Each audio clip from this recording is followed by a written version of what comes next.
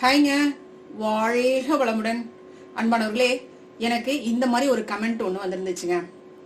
என்ன சொல்லியிருக்காங்கன்னு பார்த்தீங்கன்னா, எனக்கு ஒரு சந்தேகம். இறந்த உயிர்கள் தான் பிறந்து மறுபிறவி எடுக்கின்றன என்றால் மக்கள் தொகை அதிகமாகாது அல்லவா? பிறகு ஏன் அதிகரிக்கிறது? குரங்கிலிருந்து மனிதன் பரிணமித்தான் என அறிவியல் சொல்லுது. அதன்படி பார்த்தா பிறவி என்பது ஜீன்களின் தொடரோட்டம் தானே. பிறக்கும் போது ஆன்மா எப்படி உடலை சேருது? அது மட்டும் இல்ல, கரு வளரும் போதே உயிருடன் தானே வருது.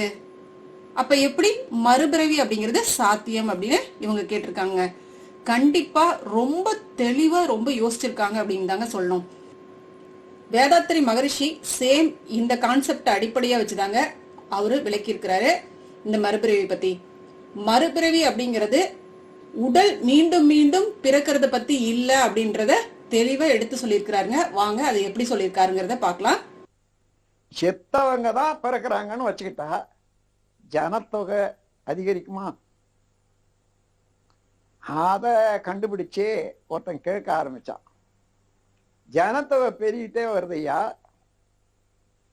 செத்து போனவங்க அவங்க தான் உருவம் எடுக்கிறாங்கன்னா கரெக்டா எண்ணிக்கும் அதே எண்ணிக்கை தானே இருக்கணும். அன்பானவர்களே, நம்மில் பலருக்கும் அடிக்கடி இந்த மாதிரி ஒரு சந்தேகம் ஏற்பட்டுட்டே இருக்குங்க. இறப்பிற்கு பிறகு என்ன நடக்கும்? இந்த ஆன்மா அதுக்கப்புறம் எங்க போகும்? கர்மா அப்படின்னா என்ன?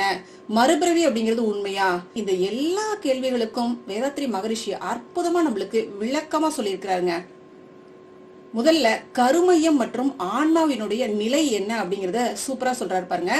கருமையம் அப்படிங்கிறது நம்முடைய உயிர் சக்தி, அந்த நுண்ணிய உடல் மற்றும் விந்துநாத சக்தி, இந்த மூன்றினுடைய ஒருங்கமைப்பு தான் கருமையம் அப்படிங்கிறாருங்க.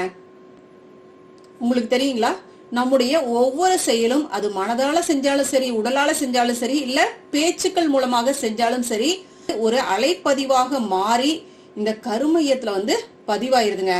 ஒரு கம்ப்யூட்டர்ல எப்படி டேட்டா சேமிக்கப்படுதோ அது மாதிரி நம்முடைய கடந்த கால வாழ்க்கை நிகழ்வுகள் எண்ணங்களாக செயல்களாக கர்ம பதிவுகள் எல்லாமே இந்த கருமையத்துல தாங்க பதிவாயிருது. இந்த கருமையம் தான் முன்பிறவிக்கு தொடராக இருக்கிறது. இந்த கருமையம் தான் இது வெளியேறிய பிறகு அதுல என்ன என்ன பதிவுகள் உள்ளனவோ அந்த பதிவுகள் மாறும் வரையில அது காற்றிலே கரைய முடியாது, வான்காந்தத்திலே கரைய முடியாது. இந்த கர்ம பதிவுகளை நாம தீர்க்கிற வரைக்கும் பாத்தீங்கன்னா நம்மளைய தொடர்ந்து பாதிச்சுக்கிட்டே தாங்க இருக்கும். சரி, இறப்பிற்கு பின்னாடி என்ன நடக்குது அப்படின்னு மகரிஷி சொல்றாருன்னு பாத்தீங்கன்னா, உடல்ல காந்த சுழற்சி நின்னு போகும்போது கருமையத்தினுடைய அந்த கூட்டமைப்பு இருக்கு பாத்தீங்களா, அது உடையுதுன்னு சொல்றாருங்க. கருமையத்தினுடைய கூட்டமைப்பா நம்ம என்ன பார்த்தோங்க? உயிர் சக்தி, அந்த நுண்மையான உடல், விந்துநாத சக்தி, இதுதான் கருமையத்தினுடைய அந்த கூட்டமைப்பு. அப்ப இந்த உடல்ல அந்த காந்த சுழற்சி நின்னு போகும்போது கருமையத்தினுடைய அந்த கூட்டமைப்பு உடையுது. இந்த மாதிரி இந்த கருமையத்தினுடைய இந்த கூட்டமைப்புகள் உடையும் பொழுது உயிர் சக்தி மற்றும் இந்த காந்த மையம் அதனுடன் சேர்ந்த அனைத்து கர்ம பதிவுகளும் உடலை விட்டு வெளியேறி காற்று மண்டலத்துல மிதக்குது. இதைத்தான் நாம ஆவி அப்படின்னு சொல்றோம் அப்படிங்கிறாருங்க. இந்த ஆவிக்கு புலன் உறுப்புகள் கிடையாது, மூளை கிடையாது. அதனால அது தன்னுடைய பதிவுகளை வெளிப்படுத்த முடியாது. ஆனா ஒரு உயிருள்ள நபரோடு தொடர்பு கொள்ளும் போது அந்த பதிவுகள் மீண்டும் செயல்பட தொடங்கி அந்த நபருக்கு இன்பத்தையோ அல்லது துன்ப உணர்வுகளையோ ஏற்படுத்தலாம்ப்பா அப்படிங்கிறாருங்க. இரண்டாவது விஷயமா மகரிஷி என்ன சொல்றாருன்னு பாத்தீங்கன்னா, கர்மா மற்றும் மறுபிறப்பை பத்தி சொல்றாருங்க. நாம் செய்யும் ஒவ்வொரு செயலுக்கும் அது நல்லதோ கெட்டதோ ஒரு விளைவு அப்படிங்கிறது உண்டுப்பா, செயலுக்கேற்ற விளைவு இருக்குப்பா அப்படிங்கிறாருங்க. இந்த விளைவுகள் நம்முடைய கருமையத்துல பதிவாகி எதிர்கால அனுபவங்களை வடிவமைக்குதுப்பா அப்படிங்கிறாரு. அடுத்து மறுபிறப்பு பற்றி மகரிஷி என்ன சொல்றாருன்னு பாத்தீங்கன்னா, நம்ம காலம் காலமாக கேட்ட விஷயம் என்னன்னு பாத்தீங்கன்னா, இறந்த ஆன்மா புதிய உடல்ல மறுபிறவி எடுக்கும் அப்படிங்கறத நாம கேட்டுட்டு இருக்கோம். இத மகரிஷி இல்லைன்னு மறுக்கிறாருங்க. நம் ஒவ்வொருவருக்கும் ஒரே ஒரு வாழ்க்கை தான்ப்பா இருக்கு. இந்த வாழ்க்கைக்கு பிறகு நாம திரும்பி வருவதெல்லாம் இல்லப்பா. அப்படின்னா முற்பிறவி அப்படின்னா என்ன அப்படின்னு நம்ம மகரிஷிட்ட கேட்கும்போது அவரு வித்தியாசமா பதில் சொல்றாருங்க. என்னன்னா, ஒரு மனிதனின் முற்பிறவிகள் என்பவை அவனது தந்தை, தாய், தாத்தா, பாட்டி மற்றும் பல தலைமுறைகளை சேர்ந்தவர்களே. அதாவது கர்ம பதிவுகள் மரபணு ரீதியாக பெற்றோரிடமிருந்து குழந்தைகளுக்கு கடத்தப்படுது. ஒரு குழந்தை என்பது அதன் பெற்றோரினுடைய அடுத்த பிறவி அப்படிங்கிறாங்க. அப்ப மறுபிறவி அப்படிங்கிறது ஜெனரேஷனா வரக்கூடியதுதான் அப்படிங்கிறாங்க. அதுதான் நம்ம பெரியவங்க எல்லாம் சொல்லுவாங்க இல்லைங்களா, நீ உன்னுடைய குழந்தைகளுக்கு சொத்து சேர்த்து வைக்கலனாலும் பரவாயில்லப்பா, பாவத்தை சேர்த்து வச்சிடாத அப்படின்னு சொல்லுவாங்க இல்லைங்களா.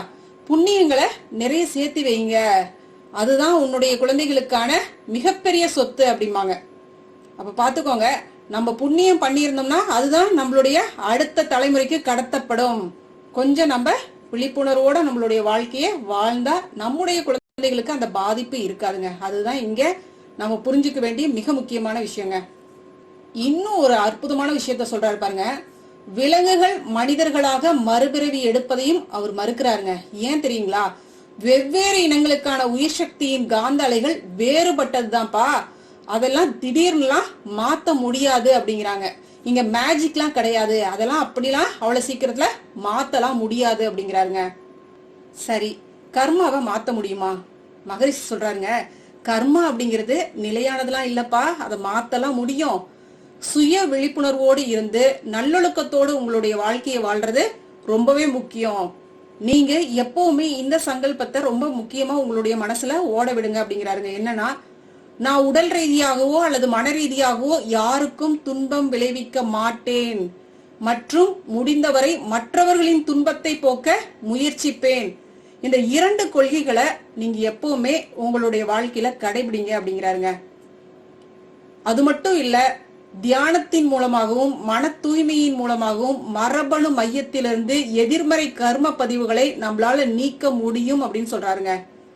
இந்த எண்ணம் ஆராய்தல், ஆசை சீரமைத்தல், கவலை ஒழித்தல், இந்த மாதிரியான அகத்தை ஆய்வு செய்யக்கூடிய பயிற்சிகள்ல நம்ம டெய்லியுமே ஈடுபட்டு உள்ள எந்த மாதிரியான சிந்தனைகள் ஓடுது, இது ஏன் எதுக்கு அப்படிங்கிற காரணத்தை அறிஞ்சு இது சரியா தப்பா அப்படின்ற அந்த விளைவுகளை எல்லாம் நம்ம அலசி ஆராய்ந்து தெளியும் பொழுது நம்மளால கர்ம பதிவுகளை எல்லாம் போக்க முடியும் அப்படின்னு சொல்றாருங்க. மூன்றாவதா மகரிஷி சொல்றது என்னன்னு பாத்தீங்கன்னா, ஆவி கூடுதல், ஸ்பிரிட் அட்டாச்மெண்ட். இந்த ஆவி கூடுதல் அல்லது பேய் பிடித்தல் பற்றி மகரிஷி என்ன சொல்றாங்கன்னு பாத்தீங்கன்னா, இறந்த ஒருவரினுடைய ஆவி, அதாவது அவருடைய உயிர் சக்தி மற்றும் கர்ம பதிவுகள் உயிருள்ள ஒரு நபருடன் இணைந்து அதை பாதிக்கலாம்ப்பா அப்படிங்கிறாருங்க. இந்த ஆவிக்கு மூளை இல்லாதனால அது நேரடியாக செயல்பட முடியாது. ஆனா உயிருள்ள நபரினுடைய அந்த உயிர் காந்த களத்தோடு தொடர்பு கொண்டு அந்த நபரின் எண்ணங்கள், உணர்வுகள், செயல்களை அது பாதிக்கும் அப்படிங்கிறாருங்க. இது பெரும்பாலும் இரத்த உறவுகளுக்குள் நடக்கும் அப்படின்னு மகரிஷி சொல்றாங்க. என்ன காரணம் அப்படின்னா, குடும்பங்களுக்குள் கர்மா கடத்தப்படுது. இறந்த உறவினர்களின் கர்ம பதிவுகள் உயிருள்ள குடும்ப உறுப்பினர்களின் பதிவுகளுடன் ஒத்து போகக்கூடியதாக இருக்கும். அந்த கருத்துக்கள்லாம் அவர்களோடு ஒத்து போகக்கூடியதாக இருக்கும் அப்படிங்கிறாருங்க. அதுவும் மகரிஷி சொல்றாங்க பாருங்க, ஒரு வன்முறை குணம் கொண்ட ஆவி இணைஞ்சிச்சு அப்படின்னா கருவில் உள்ள குழந்தைக்கு கருச்சிதைவு ஏற்படலாம். இல்லை என்றால் குழந்தை ஆரோக்கியமாக பிறந்தால் கூட அந்த ஆவியினுடைய பதிவுகள் குழந்தையின் மூளை செல்கள் வளர்ந்த பிறகு வெளிப்படலாம். அப்போது குழந்தை தான் முற்பிறவியில் யார் என்று துல்லியமாக பேசக்கூட செய்யும். பெரியவர்களுக்கும் இது போல இணைந்த ஆவியின் குணங்கள் வெளிப்படலாம் அப்படிங்கிறாருங்க. இப்ப நம்ம ஒரு குடும்பத்துல ஒரு குழந்தை பிறகுது, அது பாத்தீங்கன்னா என்னடா தாத்தா மாதிரி இருக்கு, அப்பா மாதிரி இருக்கு அப்படின்னு சொல்றது உண்டு இல்லைங்களா, அந்த குணங்கள்லாம். அன்பானவர்களே, இந்த இடத்துல மகரிஷி குழந்தை மூலமாக கூட அந்த ஆவி வெளிப்படலாம் அப்படின்னு சொல்றாங்க இல்லைங்களா. இது எப்படின்னு பாத்தீங்கன்னா, இப்ப ஒருத்தங்க கன்சீவா இருக்கிறாங்க, அந்த நேரத்துல நம்மளுடைய குடும்ப உறுப்பினர்கள்ல யாராவது ஒருத்தர் இறந்து போறாங்க அப்படின்னா அந்த ஆன்மா இந்த கருவில் இருக்கும் குழந்தைக்குள்ளார இணையுது. இததாங்க மகரிஷி சொல்றாங்க. ஆனா நல்லா புரிஞ்சுக்க வேண்டியது, ஆன்மா மறுபடியும் பிறவி எடுக்க முடியாது அப்படின்னு மகரிஷி வலியுறுத்தி சொல்றாங்க. ஆனா உயிரோடு இருக்கக்கூடிய இந்த உடலோடு இணையும், உயிரோடு இருக்கக்கூடிய இரத்த சம்பந்த உறவுகளுடன் இணையக்கூடிய வாய்ப்பு இருக்கு. அது மட்டும் இல்ல, ஒரே மாதிரியான குணங்கள் கொண்ட நபர்களுடன் இணையும். உதாரணமா ஒரு சிலருக்கு சமூக சேவை செய்யறதுல அதீதமான நாட்டம் இருக்கு அப்படின்னா அந்த குடும்ப உறுப்பினர்கள்ல யாருக்கு அந்த மாதிரியான எண்ணம் இருக்கோ அந்த நபரினுடைய உடல்ல இந்த இறந்த ஆன்மா போய் இணையுதுங்க. அதுதாங்க விஷயம். அதுதான் ஒரே மாதிரியான குணங்கள் கொண்ட அந்த நபர்கள், அது ரத்த சம்பந்தமான உறவுகளோட அதிகமா இணையுது. ஒருவேளை ரத்த சம்பந்தமான உறவுகளுக்குள்ளார இந்த மாதிரியான குணங்கள் இல்லைன்னா அந்த ஆன்மா என்ன பண்ணுதுன்னா வெளியில தேடுது அப்படின்னு சொல்றாங்க. இப்ப இப்படி இணையக்கூடிய இந்த ஆன்மாக்கள் என்ன பண்ணுன்னு பாத்தீங்கன்னா, தன்னால இந்த பிறவியில நிறைவேற்றிக் கொள்ள முடியாத ஆசைகள் ஏதாவது ஒரு விஷயங்கள் இருந்துச்சுன்னா அத அந்த உடலோடு இணைஞ்சு நிறைவேற்றிக்குங்க. இந்த ஆவிகள் இந்த உடலோடு இந்த மாதிரி குணாதிசயங்களோடு இணைவதற்கான மிக முக்கியமான நோக்கம், ஒரு ஆன்மா பிறப்பெடுக்கும் பொழுது இந்த நோக்கத்துக்காக தான் பிறப்பெடுக்குது அப்படிங்கிற ஒரு விஷயம் இருக்கு இல்லைங்களா? அப்ப அந்த நோக்கம் நிறைவேறாம அது இறக்கும் பொழுது அது இந்த மாதிரி உடலோடு இணைஞ்சு தன்னுடைய விருப்பங்களை நிறைவேற்றிட்டு அது அந்த உடலை விட்டு பிரிஞ்சு போயிருது அப்படின்னு சொல்லப்படுதுங்க. அடுத்து 4வதாக மகரிஷி என்ன சொல்றாருன்னு பாத்தீங்கன்னா, மரணத்தின் தத்துவம் மற்றும் மரணத்தின் வகைகள் சொல்றாருங்க. மரணம் அப்படிங்கிறது ஒரு முடிவா அப்படின்னு மகரிஷிட்ட கேட்கும் பொழுது மகரிஷி சொல்றாங்க, மரணம் அப்படிங்கிறது ஒரு முடிவெல்லாம் கிடையாதுப்பா, அது ஒரு ஆன்மீக மாற்றம், ஒரு நிலையிலிருந்து மற்றொரு நிலைக்கு மாறுறதுதான். வாழ்க்கை மற்றும் மரணம் ஒரு நாணயத்தினுடைய 2 பக்கங்கள் போல பிரிக்க முடியாததுதான். மரணத்தின் போது கருமைய கூட்டமைப்பு உடைஞ்சு உயிர் சக்தி மற்றும் காந்தமையும் உடலை விட்டு வெளியேறி அது ஆவியாக மாறிடுது. இந்த பிரிதல் தான்ப்பா இறப்பவருக்கும் அவரை சார்ந்தவர்களுக்கும் வேதனையானது அப்படிங்கிறாருங்க. அடுத்து மரணத்தின் வகைகள்ல முதலாவதாக மகரிஷி சொல்றது இயற்கை மரணங்க. இயற்கை மரணத்தை பத்தி மகரிஷி என்ன சொல்றாங்கன்னு பாத்தீங்கன்னா, வயதான அல்லது நாள்பட்ட நோயால் ஒருவர் இறக்கும் போது உயிர் சக்தி பலவீனமாக இருக்கும். இதனால ஆன்மா பாத்தீங்கன்னா எளிதாக பிரிஞ்சு போயிரும். அப்ப அந்த ஆன்மா இன்னொரு உடல்ல போய் இணையக்கூடிய அந்த சாத்தியக்கூறுகள் ரொம்பவே கம்மி. இதுதான் மகரிஷி நம்மளுக்கு கொடுக்கக்கூடிய சங்கல்பத்திலேயே முதல்ல சொல்லக்கூடிய விஷயம் என்னன்னு பாத்தீங்கன்னா, உடல் நலம் நீலாயுள் அப்படின்னு சொல்லுவாங்க.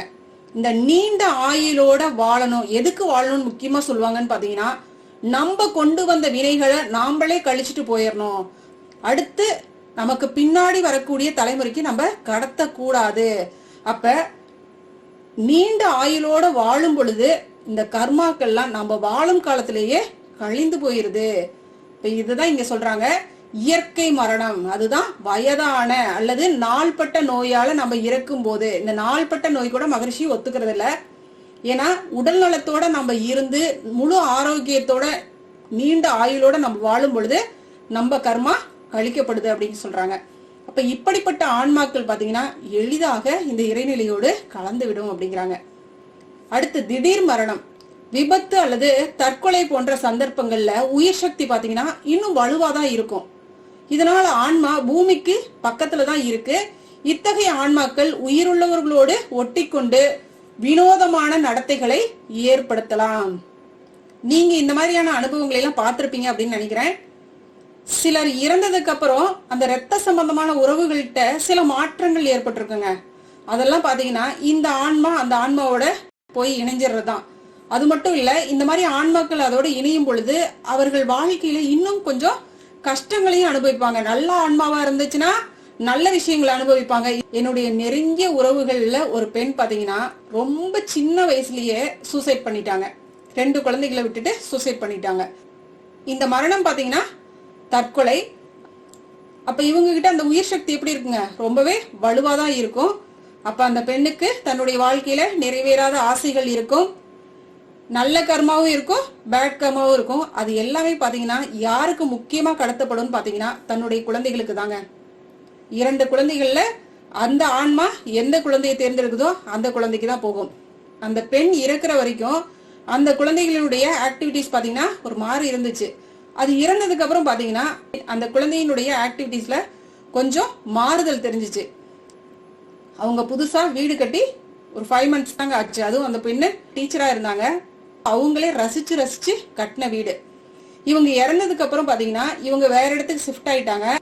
ஆனா அவங்க பையன் பாத்தீங்கன்னா அடிக்கடி கேட்டுட்டே இருக்கான், எப்ப நான் என்னுடைய சொந்த வீட்டுக்கு போறது அப்படின்னு திரும்ப திரும்ப கேட்டுட்டே இருக்காங்க. அங்க போனாதான் எனக்கு நிம்மதி, நான் போகணும்னு தொடர்ந்து கேட்டுட்டு இருக்கான். அதுவும் சின்ன பையன், ஒரு 6 வயசு தான் ஆகுது. அதுவும் ஃபுட் ஹேபிட்டும் பாத்தீங்கன்னா அந்த பெண் எந்த மாதிரியான ஃபுட்டை விரும்பி சாப்பிட்டாங்களோ அதுதான் இந்த பையன் தொடர்ந்து கேட்டுட்டே இருக்காங்க. நீங்க உங்களுடைய ஃபேமிலிக்குள்ளார கூர்ந்து கவனிச்சு பாத்தீங்கன்னா, ஒருத்தர் இறந்ததுக்கு அப்புறம் அந்த ஃபேமிலி சர்க்கிள்ல இருக்கிறவங்கள யார் கூடயாவது அந்த ஆன்மா இணைஞ்சிருக்கும். அதுக்கப்புறம் பாத்தீங்கன்னா அவங்களுடைய வாழ்க்கையில நிறைய சேஞ்சஸ் பார்க்க முடியும் உங்களால. இதுதாங்க இந்த திடீர் மரணத்துல ஏற்படக்கூடிய பிரச்சனையே, சிக்கலே. இன்னொரு விஷயம் மகரிஷி சொல்லுவாங்க, இந்த கிராமப்புறங்கள்லாம் நீ ஒரு இடத்துக்கு போகும்போது வாசனையான பொருட்களை கொண்டு போகாத, பூ வச்சுட்டு போகாத, இந்த மாதிரிலாம் சொல்லுவாங்க இல்லைங்களா? அது ஏன் அப்படின்னு மகரிஷி சொல்றாங்கன்னு பாத்தீங்கன்னா, என்றும் வன்முறையாக இயங்குகிறது என்று சொல்வார்கள். அதனால இரவு நேரத்துல அதிகமாக வாசனை திரவியங்களை போட்டுக்கிட்டு நீ வெளியே போகாதே என்று சொல்லுவாங்க நம்ம ஊர்களில். காரணம் என்னன்னா, அதிகமான வாசனை போடுற போதே அந்த வாசனையின் வழியாக நம்முடைய உயிர் சக்தி வெளியேறிட்டே இருக்கு. அதே போல திடீரென்று பயந்தாலும் அந்த இடத்துல உயிர் சக்தி ப்ரொஜெக்ட் ஆகும். அந்த மாதிரி இல்லாத நாம் இரவு நேரங்கள்ல போற போது தனியாக போகாத, ஒருத்தர் துணையாக போறது, அந்த மாதிரி பயம் ஏற்படாத பார்த்து கொள்றது என்று இருந்தா இந்த திடீரென்று ஏதோ ஒரு வன்முறையான ஒரு கருமையம் தொடர்பு கொள்ளாத இருக்கும். அதை தொடர்பு கொண்டாலும் கொஞ்ச நாளைக்கு அதனுடைய ஆட்டம் ஆடின பிறகு தானாக வெளியிடும், ஒத்துக்கொள்ளாது. அடுத்து மறுபிறப்பு மற்றும் பிற்கால வாழ்க்கை பற்றிய கட்டுக்கதைகளை மகரிஷி மறுக்கிறாருங்க. சொல்றாருங்க மகரிஷி, ஒரே ஒரு வாழ்க்கை தான்ப்பா அப்படின்னு உறுதியா சொல்றாருங்க. இது நமக்கு அளவற்ற அமைதியை கொடுக்குது தானேங்க. கடந்த கால அல்லது எதிர்கால வாழ்க்கையை பற்றிய அச்சத்திலிருந்து விடுபட்டு மகரிஷி உணர்த்திய இந்த தெளிவு இந்த வாழ்க்கைய நம்ம நிம்மதியாக முழுமையாக வாழ ஊக்குவிக்குதுங்க. அடுத்து மகரிஷி சொர்க்கம் நரகத்தை பத்தி சொல்றாருங்க. சொர்க்கம் மற்றும் நரகம் அப்படிங்கிறது இறந்த பிறகு நாம செல்லக்கூடிய இடங்கள்லாம் கிடையாது. அது நம்முடைய தற்போதைய வாழ்க்கையின் மனநிலைகள் தான். நரகம் அப்படின்னா என்னன்னு சொல்றாருன்னு பாத்தீங்கன்னா, இந்த உடல் தான் நாம அப்படின்னு நினைச்சுக்கிட்டு புலன் இன்பங்களுக்கு ஆட்பட்டு துன்பப்படுறதுதான்ப்பா நரகம் அப்படிங்கிறாருங்க. தெய்வீக உயிர் சக்தியினுடைய ஒரு பகுதி, இந்த இறையம்சத்தினுடைய ஒரு பகுதி தான் அப்படின்னு உணர்ந்து மன அமைதி மற்றும் பேரின்பத்தை அனுபவிக்கும் போது அதுதான்ப்பா சொர்க்கம் அப்படிங்கிறாருங்க. அடுத்து கடைசியா மகரிஷி சொல்றது சடங்குகளினுடைய நோக்கம். மகரிஷி சடங்குகளை ஒரு பகுத்தறிவு மற்றும் அறிவியல் அணுகுமுறையோட பாக்குறாருங்க. மதங்கள் அப்படிங்கிறது கடவுளை பற்றிய தெளிவான பார்வை கொண்ட தலைவர்களால தொடங்கப்பட்டுச்சு. அதனுடைய அடிப்படை நோக்கம் கடவுளை வழிபடுவதும் இயற்கையினுடைய அந்த விதியை புரிந்து கொள்வது மற்றும் சமூக நல்லிணக்கத்தை பேணுவது அப்படிங்கிறாருங்க. மகரிஷி சொல்றாங்க, இப்ப உதாரணமா ஒருத்தர் இறந்துட்டாங்க அப்படின்னா அங்க என்ன பண்ணுவாங்க, அந்த சடங்குகள் செய்யும் பொழுது அந்த இரத்த சம்பந்தமான உறவுகளை அங்க நிக்க வைப்பாங்க. அதை ஏதோ சடங்குகள்லாம் செய்ய வைப்பாங்க இல்லைங்களா? ஏன் அந்த இறந்த அந்த உடலை சுற்றி இரத்த சம்பந்தமான உறவுகளை நிக்க வைக்கிறாங்க அப்படின்னு பார்க்கும் பொழுது, இந்த ஆன்மா, இந்த இறந்த அந்த ஆன்மா தன்னுடைய நோக்கத்தை நிறைவேற்றுவதற்கு இதுல ஏதாவது ஒரு உடலை தேர்ந்தெடுக்கும். அந்த நோக்கத்தின் அடிப்படையில தான் இந்த மாதிரி சடங்குகள் செய்யப்பட்டுச்சு. இதுதான் வலுவான காரணம் அப்படிங்கிறாருங்க. ஆனா நம்மளாம் என்ன பண்றோங்க, நீ என்னை கூப்பிடல சடங்கு பண்றதுக்கு அது இதுன்னு சொல்றோம். ஆனா முக்கியமா அங்க பிரச்சனைக்கு தான் அங்க நிறுத்தி வைக்கிறாங்கன்னு தெரியாமலே நம்ம என்ன பண்றோங்க, நான் தான் பண்ணுவேன் நீ தான் பண்ணுவேன்ட்டு அடிச்சுக்கிறோம். இப்ப நம்ம குடும்பத்துல ஒருத்தர் இறந்துடுறாங்க, அந்த நினைவு நாள் வரும் பொழுது நம்ம சில விஷயங்களை எல்லாம் ஃபாலோ பண்றோம் இல்லைங்களா? சாமி கும்பிடுறோம், சில சடங்குகளை எல்லாம் பண்றோம் இல்லைங்களா? இந்த விஷயங்கள்லாம் ஏன் அப்படின்னு மகரிஷி சொல்றாங்கன்னு பாத்தீங்கன்னா, அந்த குறிப்பிட்ட நாள்ல நம்மளுடைய உடலும் மனமும் பலவீனமாக இருக்கும். ஏன்னா அந்த குறிப்பிட்ட நாள்ல இந்த மாதிரி மிகப்பெரிய ஒரு துயர சம்பவம் நம்ம வீட்டுல நடந்திருக்கு.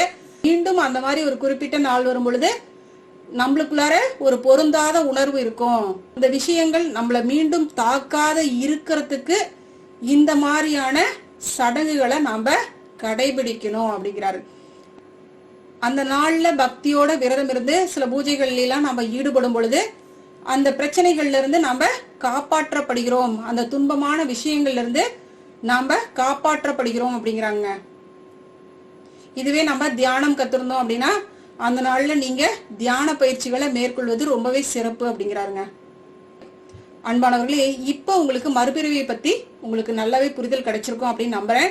கொஞ்சம் நல்லா ஆழமா சிந்திச்சு உள்ள போய் பார்த்தோம் அப்படின்னா நிச்சயமா இதுல இருக்கக்கூடிய உண்மை நம்மளுக்கு புலப்படுங்க. ஏன்னா ஒரு ஆன்மா மீண்டும் பிறப்பெடுக்கணும் அப்படின்னா அங்க ஜீன் பரிமாற்றம் அப்படிங்கிறது ரொம்பவே முக்கியம். இப்ப இந்த இடத்துல நம்ம அதை சிந்திச்சு பார்க்கணும் கட்டாயம். சரிங்களா? நன்றி. அருட்பேராற்றலின் அன்பு கருணையினால் நாம் அனைவரும் நல்ல உடல்நலம், நீல ஆயுள், நிறை செல்வம், உயர் புகழ், மெய்ஞானத்தோடு நல்லதொரு வாழ்க்கையை நலமுடனும் வளமுடனும் ஓங்கி வாழ்வோம். வாழ்க வளமுடன், வாழ்க வளமுடன். நன்றி.